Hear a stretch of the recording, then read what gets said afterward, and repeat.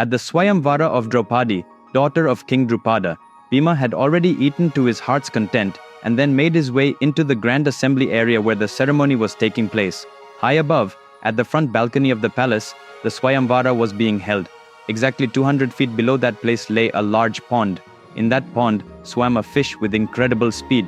The rules of the Swayamvara were that from a distance of 200 feet, no matter from where, the suitor must strike this swiftly moving fish with an arrow.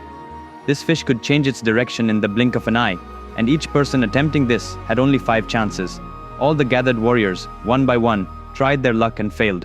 In that assembly, Duryodhana arrived alongside Karna. Duryodhana then said, "Karna, it's your turn."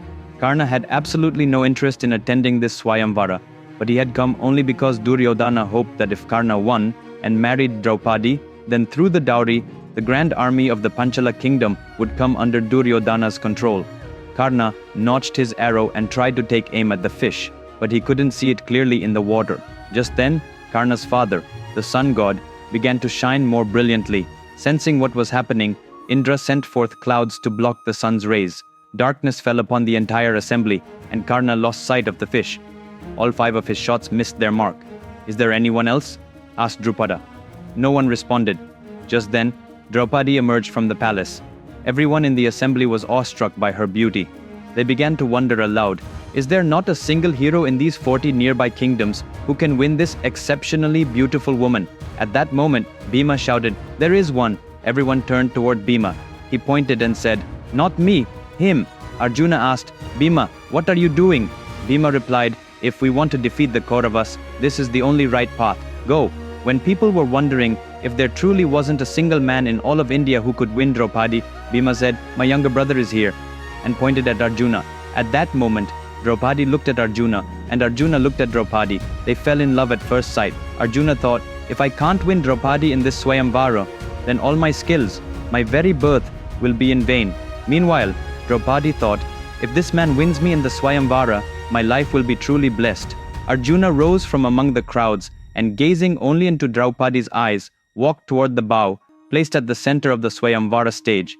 The platform hosting the ceremony was high above the pond, 200 feet below. Down there in the water, the mysterious fish darted about at incredible speed. Arjuna arrived before Draupadi, took the bow from the table, and selected just one arrow out of the 5 resting beside him. Holding the bow in one hand and the arrow in the other, he glanced at Draupadi. She smiled a gentle smile of joy at him. Looking at her, Arjuna began to take backward steps. The moment he went back a little, her smile vanished, because if he took even one more step back, he would plunge straight into the pond below. Draupadi's smile froze on her lips. A smile now appeared on Arjuna's lips.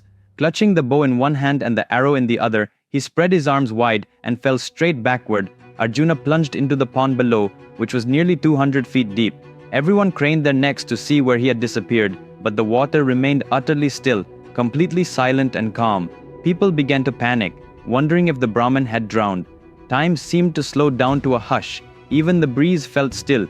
He must have died, they murmured among themselves. However, 200 feet below the water's surface, Arjuna, a warrior prepared for battle, held his breath. Ready in the depths, he aimed his arrow at the swiftly swimming fish high above him. Earlier, when Karna had tried to shoot the fish, Indra had sent clouds to block the sun. Now, Indra cleared those clouds aside, and bright sunlight streamed onto the water's surface. The fish was visible with perfect clarity. As Arjuna held his breath, a single bubble escaped his lips and floated to the pond's surface. Everyone watching from above saw that little bubble and wondered, is he still alive? Just then, swoosh, an arrow shot up with tremendous force from under the water, soaring nearly 500 feet into the air. The fish was impaled on the arrow, flapping helplessly in mid-air. The arrow, along with the fish, dropped back into the water.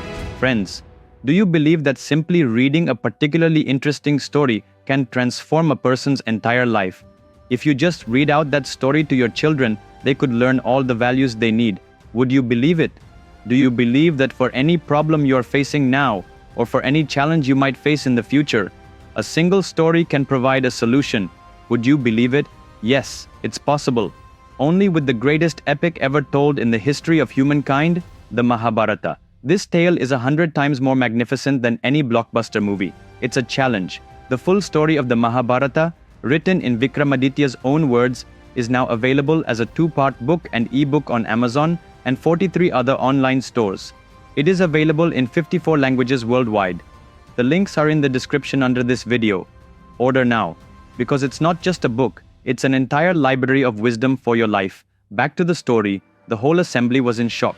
Arjuna emerged from the water, and everyone who had come to witness the Swayamvara began to shout, "Jaya ho, Veera, Jaya ho!" Arjuna's eyes shone with the pride of having won the woman he desired. Draupadi's eyes were filled with the joy of belonging to the man she had chosen.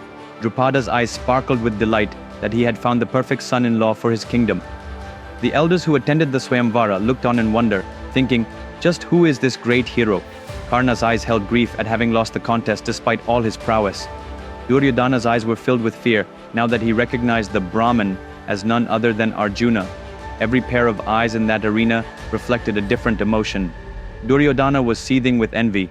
The one we all presumed dead has returned, and when we thought we had stripped them of everything, here he is becoming Drupada's son-in-law, taking charge of the mighty Panchala army, and winning the most beautiful woman in all 3 worlds, Draupadi, as his wife.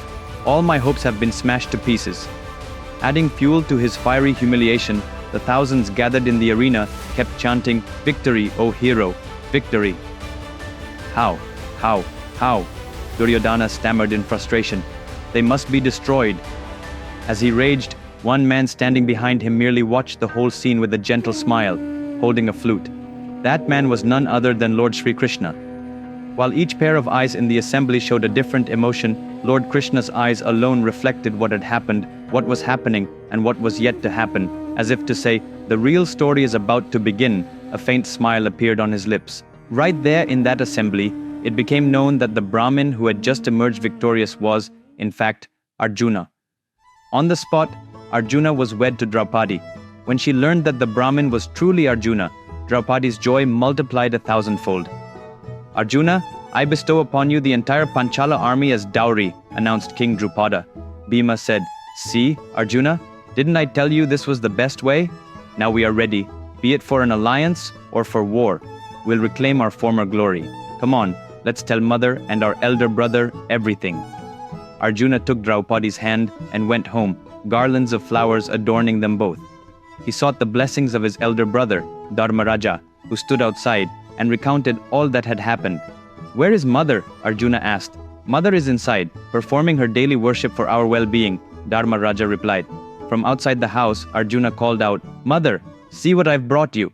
Mistaking it for food, Kunti, who was absorbed in her vow and could not speak falsehood during that time, said, "Whatever you brought, share it equally among the 5 of you." Arjuna exclaimed, "Mother, it's not food. I brought home a daughter-in-law." Hearing this, Kunti hurried outside, distressed. "Oh no, I was in the midst of my vow. Why did the goddess make such a thing slip from my mouth? Until my vow is complete, I am not allowed to lie or speak against my own words. If I do, it could bring disaster upon our lineage," she lamented. Friends, the next episode will take this story to a whole new level. Don't miss it. Let's meet again next Saturday at the same time. Meanwhile, order your copy of the Mahabharata book I've written right now. The purchase links are provided in the description below this video. And if you haven't subscribed to my channel yet, please subscribe right away. Till then, take care. Bye.